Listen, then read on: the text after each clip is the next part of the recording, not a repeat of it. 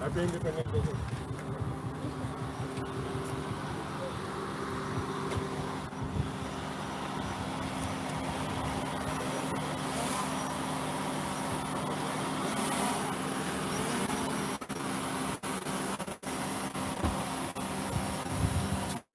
Gentlemen!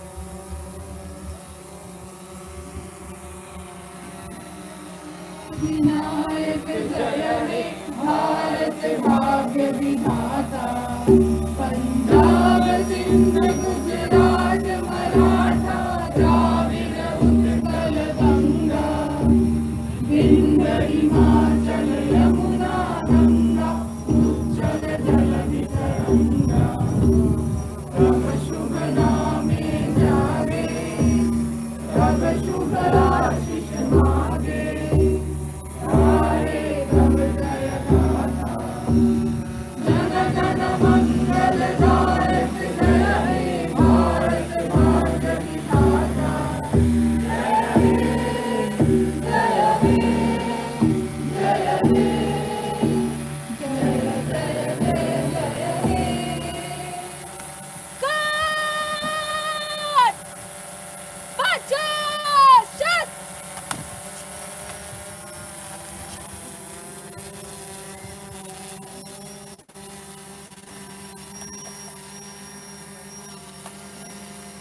जय श्रीमान 27 Bihar battalion NCC guard 8 SW 11 ST 30 SIS security guard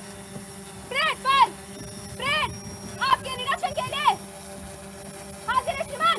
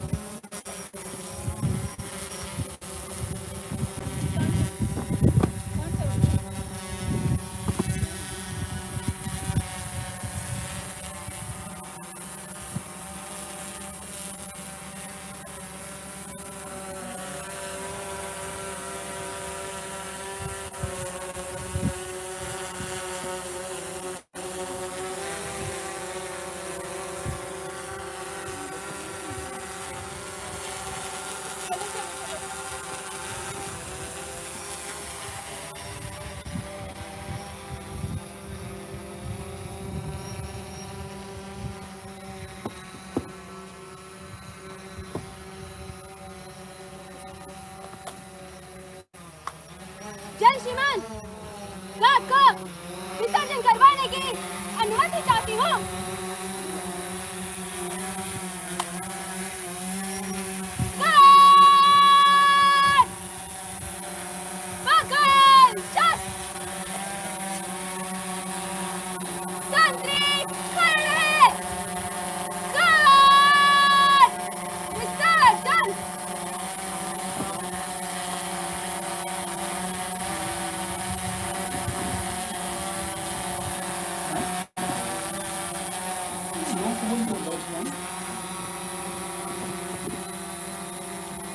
लोग बैठिए।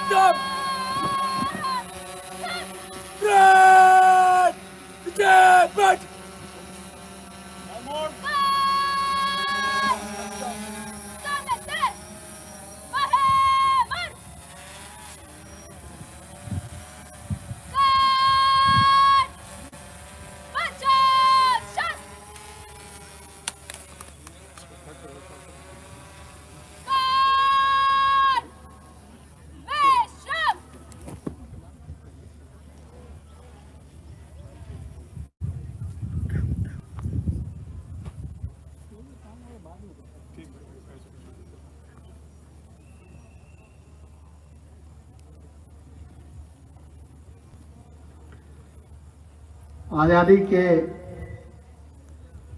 77वें पर्व पर समूचे विश्वविद्यालय परिवार को, नगरवासियों को ढेर सारी शुभकामनाएं। इस महापर्व पर बधाई एवं शुभकामनाएं।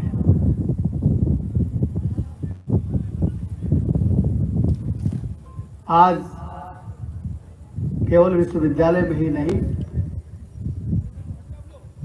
लाल किले के प्राचीर से लेकर भारत के प्रत्येक प्रांत में और पूरे विश्व में जहां कहीं भी भारतीय हैं, वहां आजादी का यह महापर्व मनाया जा रहा है। बड़े उत्साह के साथ मनाया जा रहा है।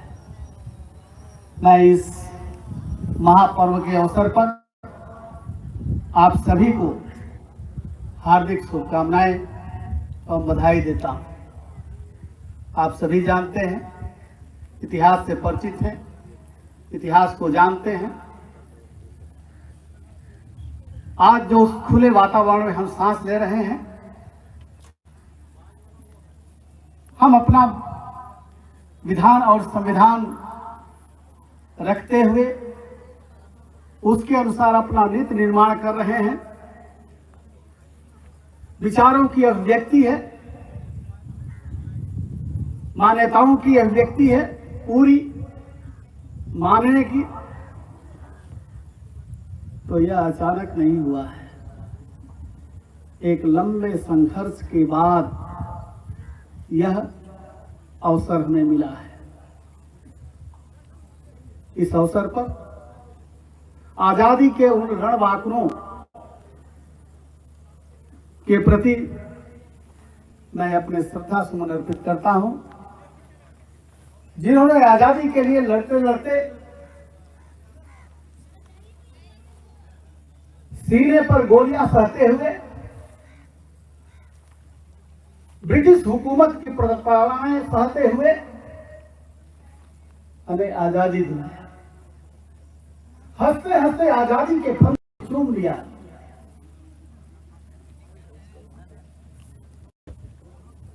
आज उनके बदौलत यह हमें आजादी मिली है। आज का दिन है उन आजादी के शहीदों, चंद्रशेखर आजाद, मंगल पांडे, खुदीराम बोस, राम प्रसाद बिस्मिल, अशफाक उल्लाह खान, सभी के प्रति सम्मान व्यक्त करने का, उनको याद करने का आज समूचा राष्ट्र उनके प्रति कृतज्ञ है। हम कृतज्ञता जाहिर करते हैं उनके प्रति, क्योंकि उनके बदौलत ही आज यह हमें दिन सुलभ हो रहा है। साथ ही आजादी के समय एक वर्ग ऐसा भी था जो अपने लेखनी के माध्यम से, अपने प्रवचनों के माध्यम से, अपने व्याख्यानों के माध्यम से देश के आंदोलन को, देश के आजादी के आंदोलन को धार दे रहा था। इसमें विवेकानंद जी, रविन्द्रनाथ टैगोर, बंकिम चंद्र चटर्जी और अरविंद घोष जैसे लोग, महर्षि अरविंद, इनका भी योगदान किसी कम नहीं है। हम उनके प्रति भी कृतज्ञता जाहिर करते हैं। आज संयोग से महर्षि अरविंद का आज जन्मदिन भी है। मैं उस महर्षि के प्रति, जिसने अपने देश और समाज के लिए पूरे अपने को समर्पित कर दिया, आजीवन, उस महर्षि के व्यक्तित्व और कृतित्व के प्रति हम आभार ज्ञापित करते हैं, हम कृतज्ञता ज्ञापित करते हैं। आज अवकाश का दिन नहीं है, आज अवकाश का दिन नहीं है। सामान्य रूप में भ्रांतिवश इस आजादी के पर्व को अवकाश मान लेते हैं। इस भ्रांति से उभरने की जरूरत है। आज अवकाश का दिन नहीं, बल्कि आज संकल्प लेने का दिन है। आज संकल्प लेने का दिन है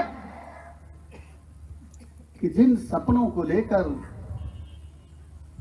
आजादी के दीवानों ने फांसी का फंदा चुना, कितनी मां और बहनों ने अपनी गोद सोनी कर दी, कितनी माताओं के सिंदूर धुल गए,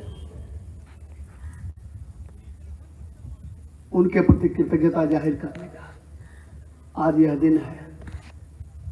क्योंकि हम उन्हीं के बदौलत इस स्वतंत्र हवा में सांस ले रहे हैं। यह शुभ घड़ी हमें प्राप्त हुई है, तो यह अवकाश का दिन नहीं है, बल्कि उनको याद करने का दिन है। और उनके सपने कैसे पूरे होंगे, उनके संकल्पों को सिद्धि कैसे मिलेगी, उसके उपागम पर विचार करने का, उसकी व्यवस्था पर विचार करने का, उसके तरीकों पर विचार करने का, कि कैसे उनके लक्ष्य को, कैसे उनके दृढ़ संकल्पों को प्राप्त किया जा सकता है। क्योंकि जब तक हम उनके लक्ष्यों को पूरा न कर पाए, हम अपने उनके सपनों को पूरा न कर पाए, आजादी का लक्ष्य अधूरा है। आजादी का लक्ष्य अधूरा है। यह कोई जरूरी नहीं है कि हर आदमी दिल्ली पहुंच करके ही बनाए। हम जहां भी हैं, जिस स्थान पर भी है, जो भी काम कर रहे हैं, जिस रूप में कर रहे हैं, जैसे भी कर रहे हैं, अच्छे तरीके से करें, समर्पण भाव से करें, समर्पित भाव से करें, समन्वित भाव से करें। आज यह संकल्प लेने का दिन है। मुझे यह कहते हुए गर्व और गौरव का महसूस हो रहा है। मुझे गर्व और गौरव महसूस हो रहा है कि विश्वविद्यालय जो 2009 में भारत के पार्लियामेंट एक्ट के तहत जन्म लिया, अभी शैशवावस्था में है, लेकिन अपने शैशवावस्था में ही इसने अपने सामर्थ्य दिखाना शुरू कर दिया है। हमने राष्ट्रीय स्तर पर एक पहचान बनाई है। भारत के किंचित विश्वविद्यालयों को A++ ग्रेड मिला है, और हम उनमें से एक हैं जिनको A++ ग्रेड मिला हुआ है। यह हमारे सामर्थ्य की पहचान है, हमारे सामर्थ्य की निशान है कि हम सामर्थ्यवान हैं। लेकिन इतनी ऊंचाई पर पहुंच करके बैठ जाना ठीक नहीं है। इतनी ऊंचाई पर पहुंच करके बैठना ठीक नहीं है। क्या एवरेस्ट की ऊंचाई पर जाकर के बैठना ठीक होता है क्या? एवरेस्ट पर पहुंच करके कोई बैठ सकता है क्या? नहीं।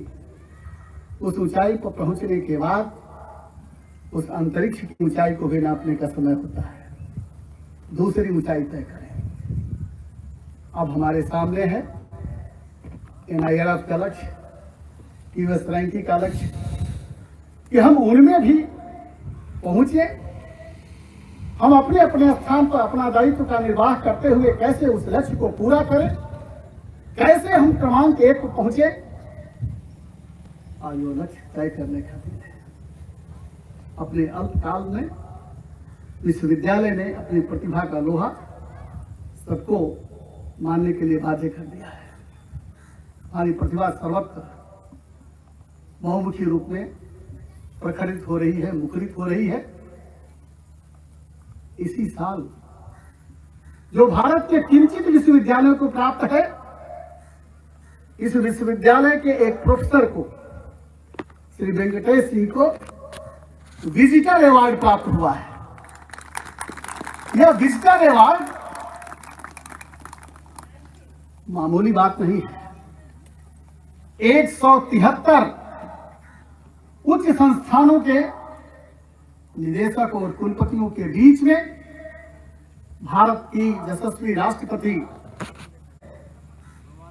दक्षिण बिहार केंद्रीय विश्वविद्यालय का नाम लेते हुए यह पुरस्कार प्रदान किया 2.5 लाख के चेक के साथ। यह किसी व्यक्ति को नहीं है, और यदि यह कोई समझता है कि वह हमारे व्यक्तिगत नाते मिला, ऐसा नहीं है। उस विश्वविद्यालय का भी योगदान है। मैं इस ऊंचाई को पाने के लिए पूरे विश्वविद्यालय परिवार का अभिवादन करता हूं और उनको शुभकामनाएं देता हूं। इसी साल राष्ट्रीय एकता शिविर में राष्ट्रीय सेवा योजना की टीम हमारी गई थी, और उसमें से अधिकांश प्रतियोगिताओं में गोल्ड मेडल प्राप्त किया है। यह हमारे लिए उपलब्धि का विषय है। अपना एक छात्र बॉक्सिंग के में विश्वविद्यालयों के, भारत के विश्वविद्यालयों की प्रतियोगिता में रजत पदक प्राप्त किया। ये चंद उदाहरण इस बात के प्रतीक हैं कि चाहे शिक्षा का क्षेत्र हो, चाहे खेल का क्षेत्र हो, चाहे समाज सेवा का क्षेत्र हो, हम उत्कृष्टता को छू रहे हैं। लेकिन इसको और भी बढ़ाने की सीमा है, और भी हम इसमें तेजी लाएं, अपनी गति को बढ़ाएं, अपनी शक्ति को बढ़ाएं, अपने सामर्थ्य को बढ़ाएं। आज यह समय की आवश्यकता है। मैं इन उपलब्धियों के लिए इनके नियोजकों को, इनके नीति निर्माताओं को, इनकी टीम को और इनके संबंधित अधिकारियों को इस मंच से साधुवाद देता हूं। मुझे यह कहने में रंच मात्र संकोच नहीं है, मुझे यह स्वीकार करने में रंच मात्र संकोच नहीं है कि विश्वविद्यालय को यदि उपलब्धि हासिल हुई है तो यह इसमें मेरा कोई योगदान नहीं है। ये सामने बैठे हुए हमारे योग्य शिक्षकों की देन है। ये शिक्षकों की देन है, उनके सामूहिक प्रयास की देन है, उनके सामूहिक नेतृत्व की देन है, जो अनामिकता के भाव से और सामूहिकता के भाव से लेकर के काम किए हैं अहरनिश। उनका परिणाम है, परिणाम है उन कर्मयोगियों का। हमारे कर्मचारी, मैं भी कर्मचारी नहीं कहता, उन्हें कर्मयोगी कहता हूं। उन कर्मयोगियों का भी इसमें बहुत बड़ा योगदान है। मैं उनको भी साधुवाद देता हूं, क्योंकि विश्वविद्यालय एक परिवार है, और परिवार में जैसे हर व्यक्ति की मर्यादा होती है, हर व्यक्ति के दायित्व होते हैं, हर व्यक्ति का हक और हकूक होता है, वो मिलना चाहिए, उस योग्यता का सम्मान होना चाहिए। मैं इस महापर्व के अवसर पर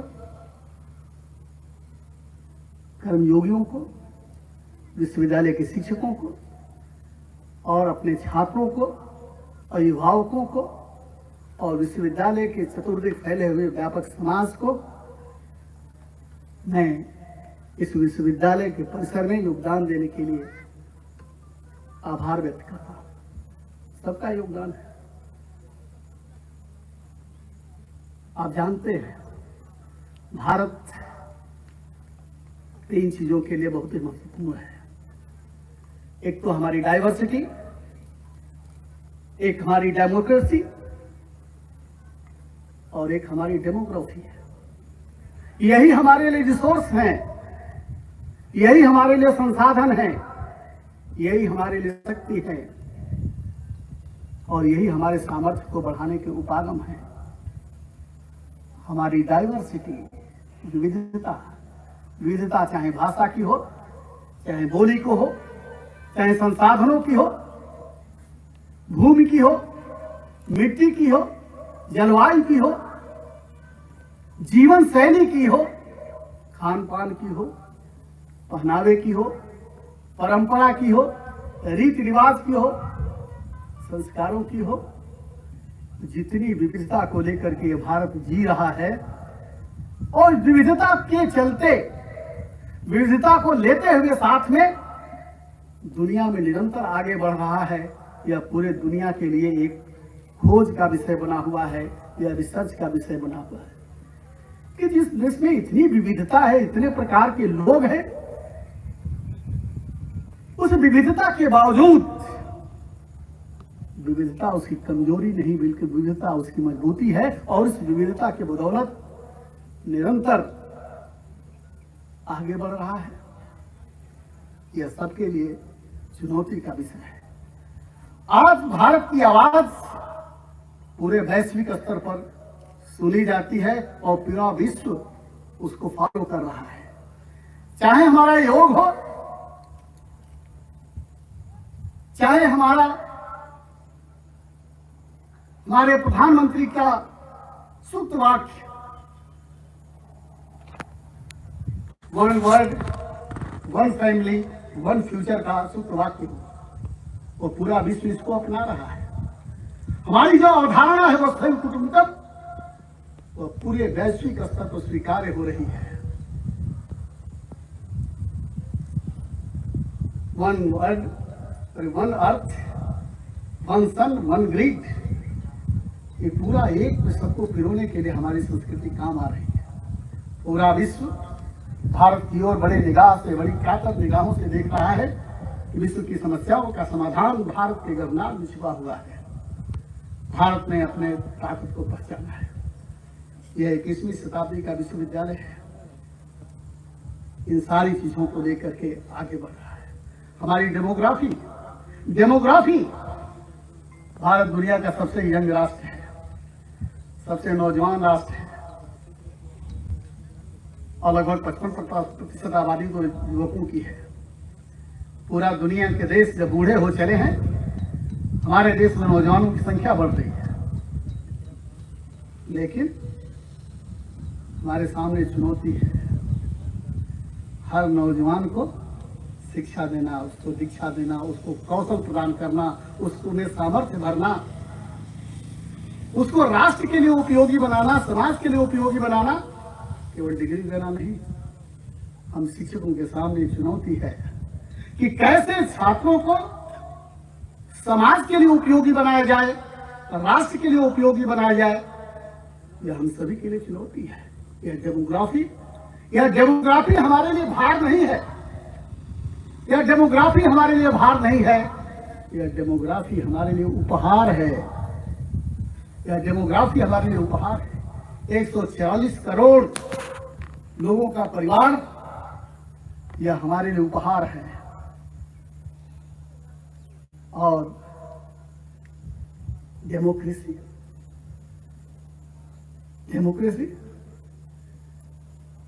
यह एक दुनिया में ऐसा देश है जिसे हम कह सकते हैं दावे के साथ दुनिया का सबसे बड़ा लोकतंत्र है।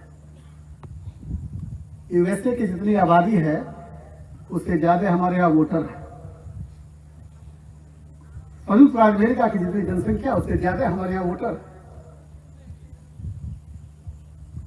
और इतनी बड़ी दायित्वों का निर्वाह करते हुए हम डिबेट, डिस्कशन, डिसेंट और कॉन्सेंट की मान्यता को देते हुए लोकतंत्र को निरंतर आगे बढ़ा रहे हैं। यही डाइवर्सिटी, डेमोग्राफी और डेमोक्रेसी हमारे लिए ताकत है, और इसी के बदौलत हमको निर्धनता, निरक्षरता, विवशता, विपन्नता, विकटता के जीवन पर विजय भी पाना है। और बहुत सारी काम बाकी है। जब तक हर खेत को पानी न पहुंच जाए, हर बच्चे को शिक्षा न उपलब्ध हो जाए, हर व्यक्ति के सामर्थ्य का स्वरूप उद्घाटित न हो जाए, हर बच्चे में जब तक कौशल का विकास न हो जाए, तब तक हम आजादी के लक्ष्यों को प्राप्त नहीं कर सकते। क्योंकि आज जरूरत है हर व्यक्ति को इस राष्ट्र निर्माण की, राष्ट्रीय पुनर्निर्माण की यज्ञशाला में अपनी अपनी आहुति देने का। हम अपने स्थान पर, चाहे वो कर्मयोगी हो, चाहे अधिकारी हो, चाहे शिक्षक हो, वो अपने बारे में सोचे कि हम इस राष्ट्र निर्माण के समय में हम अपना क्या कर सकते हैं। मानता हूं सुविधाओं का अभाव है, सुविधाओं की विरलता है, सुविधाओं का अभाव है। सामने बैठे हुए हर लोग अपने सीमित संसाधनों में काम कर रहे हैं, लेकिन हमें देखना है इसी अभाव में हम क्या अच्छा कर सकते हैं। और सही तरीका यही है कि हम अभाव में रहते हुए अच्छा क्या कर सकते हैं। हर व्यक्ति अपने पारिवारिक स्तर पर, चाहे अपने सामुदायिक स्तर पर, चाहे विभाग स्तर पर, सामाजिक स्तर पर, राष्ट्रीय स्तर पर सोचे कि हम इसमें अच्छा क्या कर सकते हैं। हम अपने सामर्थ्य का उपयोग कैसे समाज निर्माण और राष्ट्र निर्माण के लिए कर सकते हैं। आज यह सोचने और संकल्प लेने का दिन है।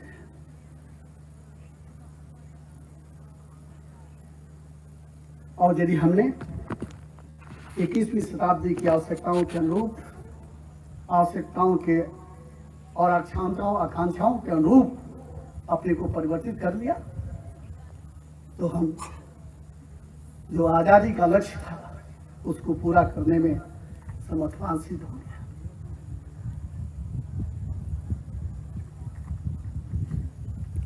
हम लोगों ने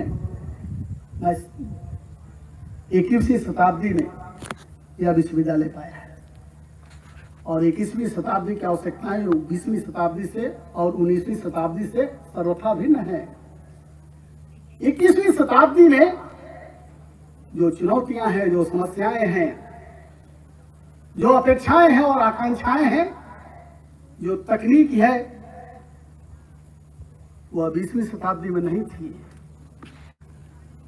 आज हमको 21वीं शताब्दी की आवश्यकताओं को देखते हुए अपने सामर्थ्य को तय करना है, अपने कौशल को विकसित करना है।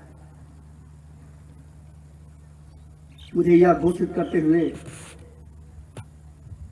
अपार हर्ष हो रहा है कि 21वीं शताब्दी के आवश्यकताओं के अनुरूप तैयार की गई राष्ट्रीय शिक्षा नीति को अपने विश्वविद्यालय में लागू कर दिया गया है, और 21वीं शताब्दी की आवश्यकताओं के अनुरूप जो यह तैयार की गई है शिक्षा नीति, निश्चित रूप से छात्रों को कौशल और सामर्थ्य विकसित करने तथा उनको समाज उपयोगी बनाने के लिए, राष्ट्र उपयोगी बनाने के लिए सहायक सिद्ध है। केवल अपने लिए उपयोगी बनना नहीं, केवल अपने लिए परिवार के लिए उपयोगी बनना नहीं, बल्कि समाज और राष्ट्र के लिए उपयोगी बनना, ये अहम बात है। मेरा अटूट विश्वास है कि ऐसा संभव होगा। आज जरूरत है विश्वविद्यालय परिसर हो, चाहे कहीं समाज का कोई क्षेत्र हो, चाहे राष्ट्रीय फलक हो, हर स्तर पर डिसेंट्रलाइजेशन, डिजिटलाइजेशन, और डीकार्बोनाइजेशन, इन तीनों के कॉन्सेप्ट को मुखरित करने का, कैसे डिसेंट्रलाइज किया जाए काम, हर आदमी जिम्मेदारी के साथ कि मुझे क्या करना है, मुझे क्या करना चाहिए, क्या करना विश्वविद्यालय के हित में है, यह तय करें। डिसेंट्रलाइजेशन, डीकार्बोनाइजेशन के लिए हमारे प्रयास पूरे कैंपस में चल रहे हैं, पूरे कैंपस में चल रहा है। और डीकार्बोनाइजेशन के लिए, क्योंकि आजादी का असल लक्ष्य यही है कि गुलामी की रंच मात्र मानसिकता भी हमारे मन मस्तिष्क में न हो, रंच मात्र भी गुलामी का कण हमारे मनो मस्तिष्क में न हो।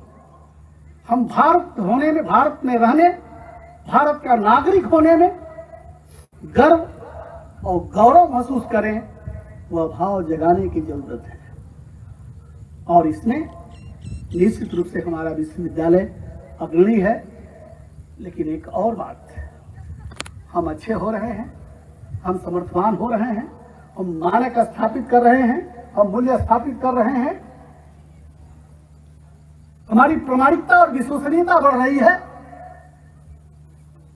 तो केवल यह अपने लिए नहीं हो, हमें यह देखना होगा कि हमारा विश्वविद्यालय परिवार, हमारे विश्वविद्यालय की शिक्षा और दीक्षा, समाज के समक्ष जो चुनौतियां हैं, विश्वविद्यालय की चारदीवारी के बाहर जो एक विराट समाज है, जिन चुनौतियों से जूझ रहा है, उन चुनौतियों से कैसे निपटने में सहायक होगा।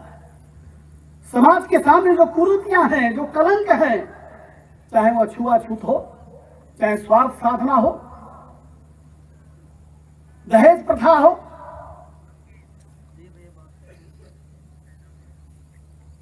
इनको दूर करने में, इन सामाजिक कलंकों पर प्रहार करने में विश्वविद्यालय परिवार और हमारी शिक्षा दीक्षा कैसे काम में आएगी, यह भी सोचने का विषय है।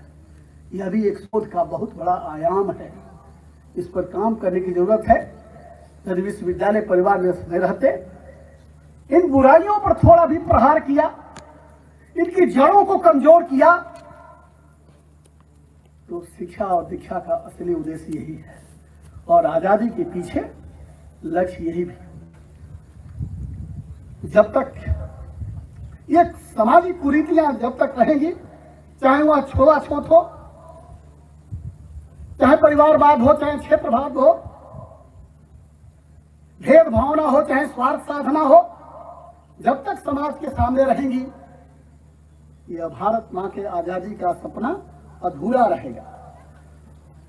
इसलिए यदि भारत मां के सचमुच आजाद कराना है, तो भारत माता के जो सीने पर कलंक है, चाहे छुआछूत हो, चाहे दहेज प्रथा हो, चाहे लड़के लड़की के भेदभाव हो, इस पर सभी को प्रहार करने का संकल्प लेना। हमारे लेबोरेटरी में जो शोध कार्य हो रहे हैं, वह लेबोरेटरी का शोध कैसे कृषि की समस्या को, कैसे चिकित्सा की समस्या को, कैसे शिक्षा की समस्या को दूर कर सकता है। हमारी पढ़ाई लिखाई का उपयोग निर्धनता, निरक्षरता, व्यवस्था के जीवन से लोगों को उबारने के लिए कैसे किया जा सकता है, यह हमारा दायित्व है। कैंपस कम्युनिटी के लिए रहे और कम्युनिटी राष्ट्र के लिए रहे, और हमने यही संकल्प लिया है। और विश्वविद्यालय का ही वाटा है campus for community, community for the nation. यह आज समय की आवश्यकता है।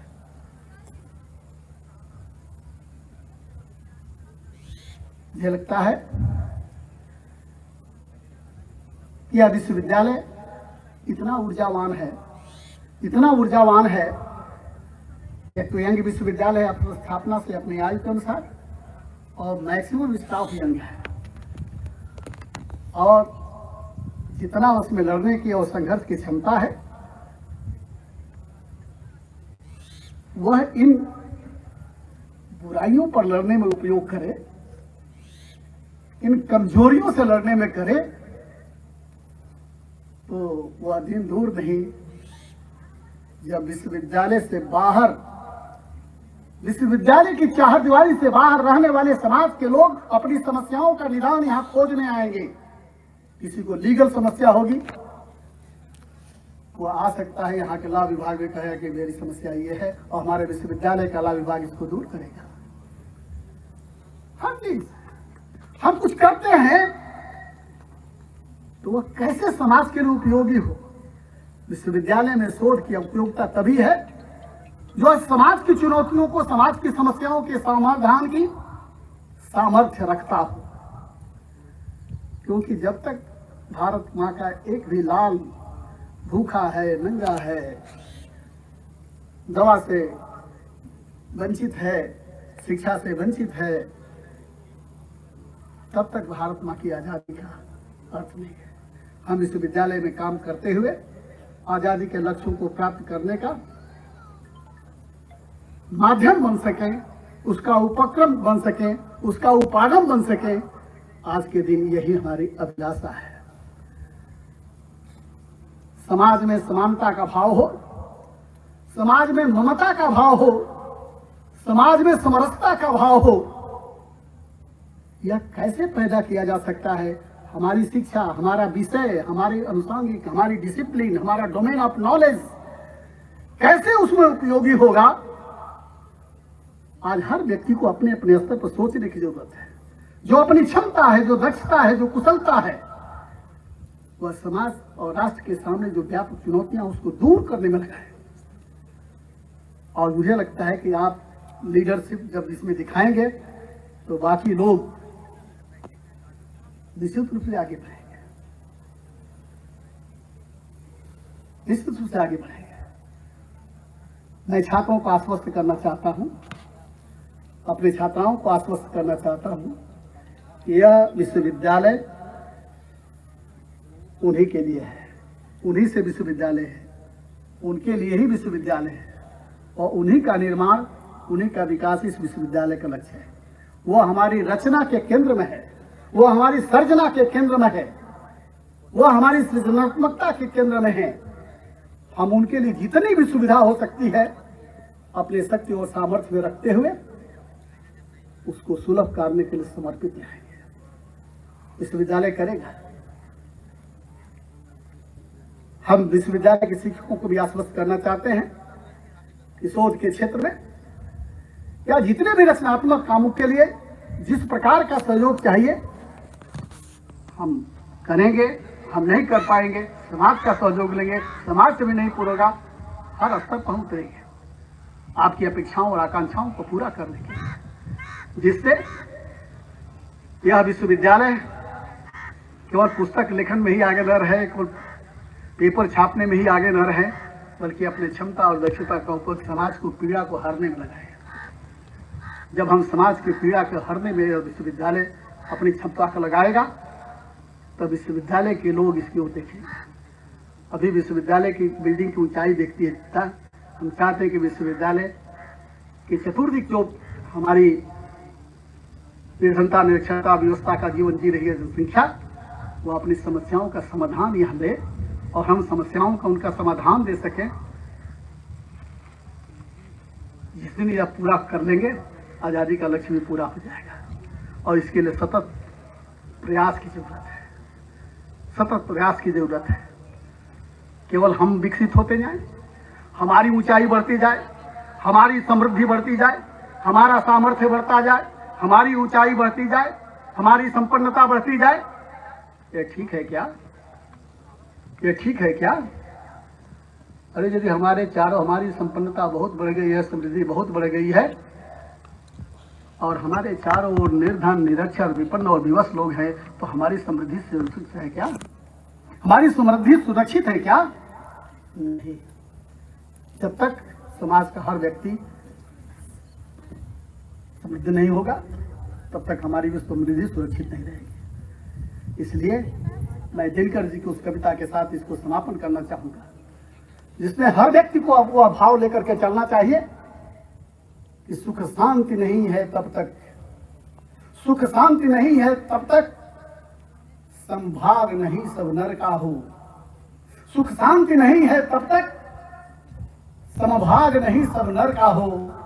नहीं किसी को बहुत अधिक हो, नहीं किसी को कम हो। इस भाव भावना को लेकर के हम इस विद्यालय में काम करने का संकल्प लें, अपनी जगह पर रहते हुए अच्छा करने का संकल्प लें।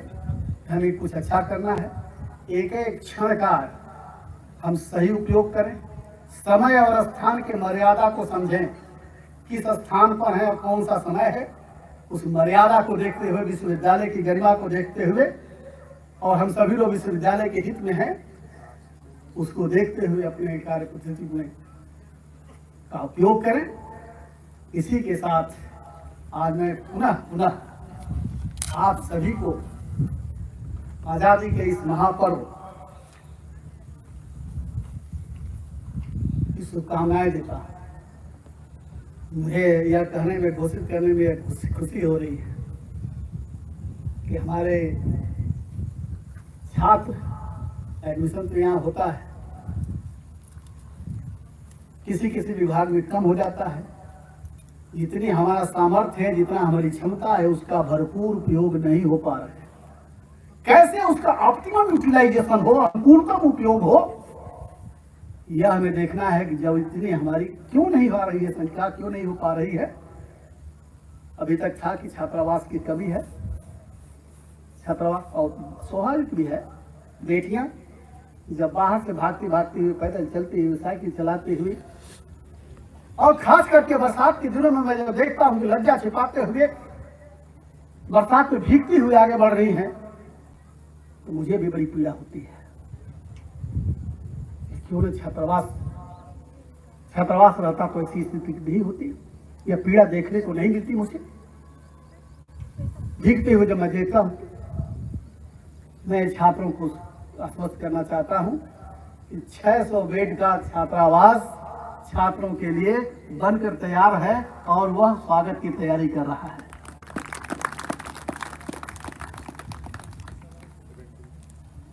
और 17 तारीख से उसमें प्रवेश भी प्रारंभ हो जाएगा। अब मुझे लगता है कि अब तक बेटियां मेरी जो छात्रावास से वंचित रह जाती थी, छात्रावास के अभाव में पढ़ाई बीच में छूट जाती थी,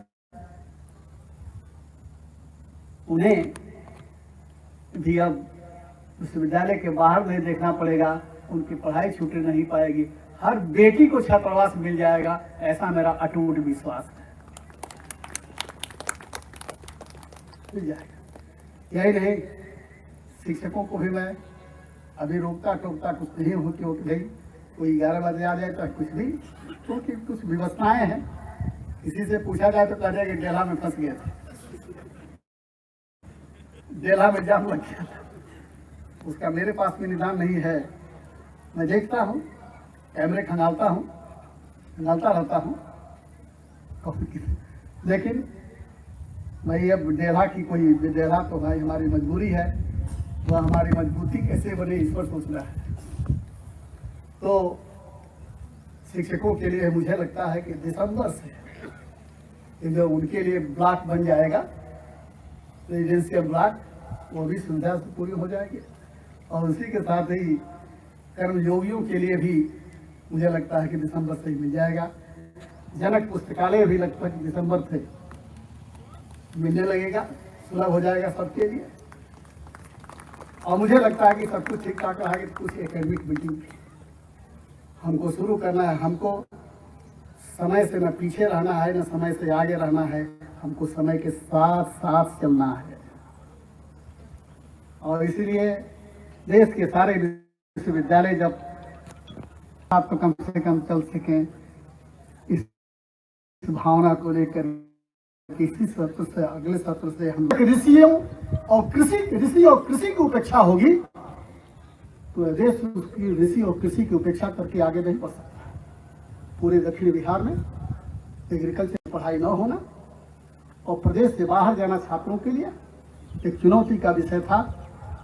और हम लोगों ने इस साल शुरुआत कर दिया बीएससी, और यह बताते हुए मुझे गर्व और गौरव का एहसास हो रहा है कि उसमें 60 सीटें हैं। पहले चरण में ही सारी सीटें फुल हो गई। तो आप उपलब्धियों पर उपलब्धियां नापते जा रहे हैं, आगे भी उपलब्धियां हासिल करें और भी अपनी ताकत आगे बढ़ाएं। क्योंकि ऊंचाई पर पहुंच करके बैठना ठीक नहीं होता है। ऊंचाई पर ठीक नहीं आ पाएंगे आप यदि आप अपनी ताकत को नहीं बढ़ाएंगे। तो इन्हीं शब्दों के साथ न आप सभी को इस आज़ादी के महापर्व के अवसर पर अपनी हार्दिक शुभकामनाएं देते हुए, बधाई देते हुए और आपके मंगलमय कामना के साथ मैं अपने वाणी को विश्राम देता हूं। मैं कुछ स्लोगन दूंगा, आप लोग आएंगे। वंदे वंदे वंदे भारत माता की, भारत माता की, भारत माता की।